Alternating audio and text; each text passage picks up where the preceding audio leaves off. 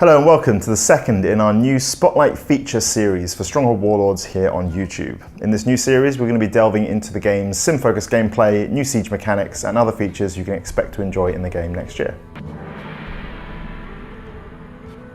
We'll be paying close attention to your questions and comments about Stronghold Warlords since the reveal, and two things that keep coming up are troops and walls.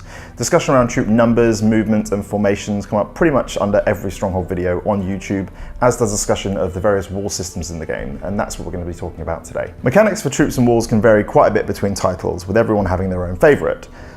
Legends, excuse me, and with long requested troop and wall changes being a priority for Warlords, we thought we'd use this video to delve into how we're going to revamp things as we head east. Something that has irked many a Stronghold fan across both 2D and 3D titles is a tendency for troops to overlap as they pass across narrow passages or through choke points. From Stronghold Crusader through to Legends, troops have moved through rather than around each other in our attempt to balance realism with optimization. In Stronghold Warlords, we're finally able to address this unit overlap pet peeve in a few different ways. Firstly, troops will try to route around other units and soft push them out of the way, moving through gaps in a friendly unit's formation rather than just walking straight through them like some kind of weird feudal ghost. This is a small change, but one that adds a healthy dose of realism and believability to our gameplay, and we're big on making these small tweaks to the Stronghold formula in the name of polish. It's also pretty satisfying and even relaxing to watch. Look at that. Ah. In Stronghold Warlords, troops will occupy physical space on the battlefield, adjusting their positioning and even formations to account for the presence of other friendly units. So if you go ahead and march an entire squad into the middle of another squad, these two sets of troops will slowly push each other apart. While this won't be too noticeable with smaller squads of units, it makes a big difference with larger groups, allowing players to clearly pick out the troops they want or need to command for a certain task.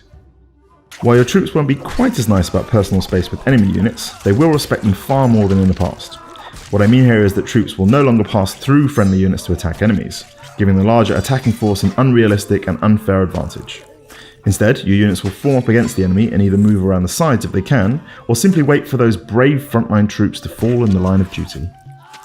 Formations will be a big part of Warlords, so we're also making a few changes to how units move around obstacles in the game world.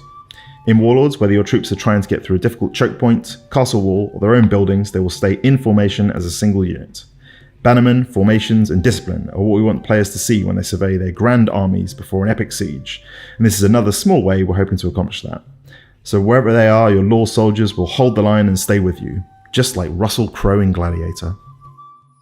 Speaking of small changes, we've also finally been able to add something that's been bugging our coders and designers for years, namely the ability to see units with a sort of X-ray outline when they're being obscured behind large objects. From towers and keeps to gatehouses and temples, Stronghold games tend to have large buildings to drive home the sim element and make you feel like the lord of an actual castle. So we hope this small change makes a big difference next time you're mid-siege and have absolutely no idea where your archers went.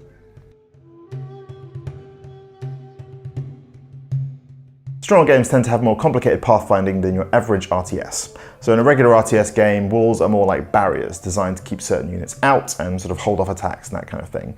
In Stronghold, units can go up walls, along walls, they can duel on the top of walls, they can fall to their death from walls, they can get knocked off walls by catapult fire, they can go up and under gatehouses, you get the idea.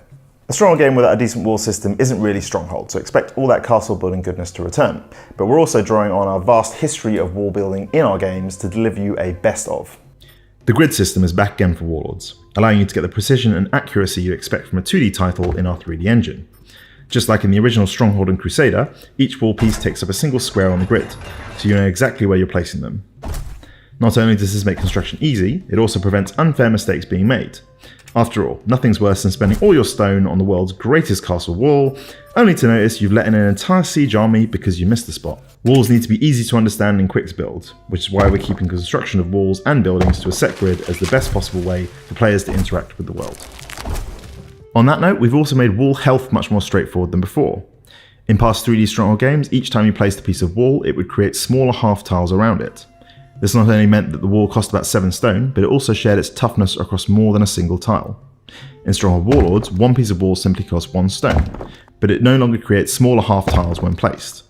What this means is that walls are not only simpler to understand in terms of resources, but also tougher because you can fit in more toughness on a single tile.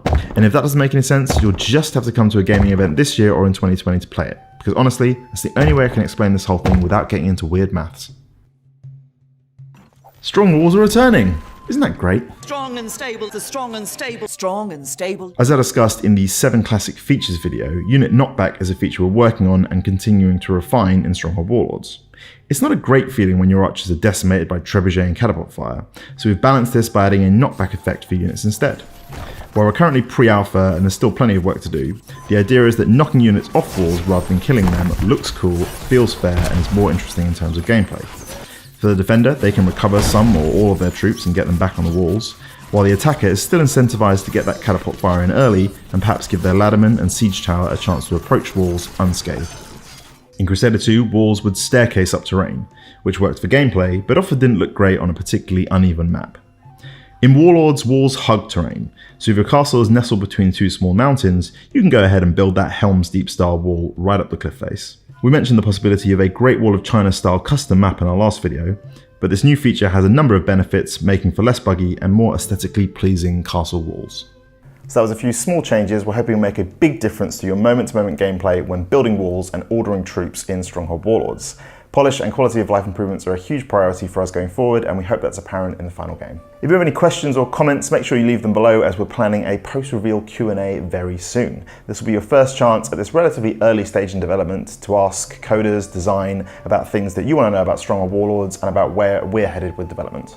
If you like the sound of these gameplay tweaks, be sure to wishlist the game on Steam to find out about any betas, launch discounts, and the release date.